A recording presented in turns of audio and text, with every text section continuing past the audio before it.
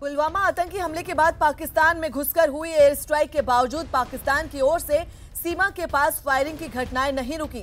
सेना की ओर से दी गई जानकारी के मुताबिक पिछले 1.5 महीने में पाकिस्तान ने जम्मू कश्मीर में एलओसी और अंतर्राष्ट्रीय सीमा के पास 513 बार सीज फायर का उल्लंघन किया, जिसमें 100 से ज्यादा बार पाकिस्तान में भारी हथियारों से गोलाबारी की गई। हालांकि भारत ने हर बार सीज फायर उल्लंघन का मुंहतोड़ जवाब दिया।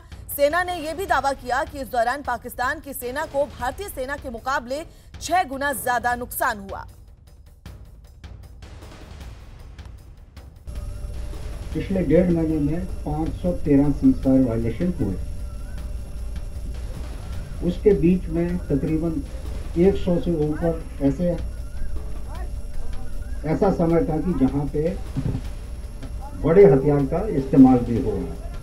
ये देखने में आया अक्सर कि पाकिस्तान की आर्मी अपनी कैजुअलिटी को डिक्लेयर नहीं करती, लेकिन हमारी सूत्रों के हिसाब से उसकी हमारे से 5 से 6 गुना ज्यादा कैजुअलिटी हुई है।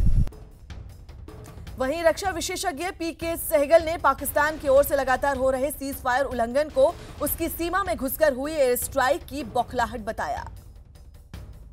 एक ही जो हमारी बालाकोट स्ट्राइक हुई थी वो बड़ी इफेक्टिव थी। पाकिस्तान की बड़ी मंशा है कि इलेक्शंस को इंटरफेयर करे बड़े तौर पर, लेकिन वो नहीं कर पा रहा क्योंकि जो उसके मिलिटेंट्स है कश्मीर में ऑपरेशन ऑलआउट की वजह से तकरीबन सारे मारे गए हैं।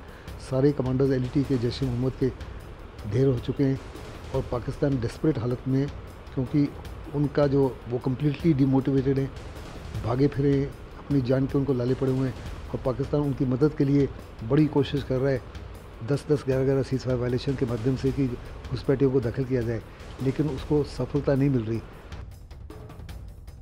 पश्चिम बंगाल के आसनसोल में टीएमसी और बीजेपी के कार्यकर्ताओं के बीच जमकर मारपीट हुई। बताया गया कि आसनसोल लोकसभा सीट से बीजेपी प्रत्याशी बाबुल सुप्रियो के प्रचार के दौरान टीएमसी के कुछ कार्यकर्ताओं ने उनकी गाड़ी रोकने की कोशिश की, जिसके बाद दोनों पार्टी के कार्यकर्ताओं के बीच जमकर मारपीट शुरू हो गई। जिसकी जानकारी मिलने के कुछ देर बाद वहां पहुंचे सुरक्षा कर्मियों ने किसी तरह मामले को शांत करवाया। मारपीट में टीएमसी के 2 कार्यकर्ता गंभीर रूप से घायल हो गए, जिन्हें तुरंत अस्पताल पहुंचाया गया।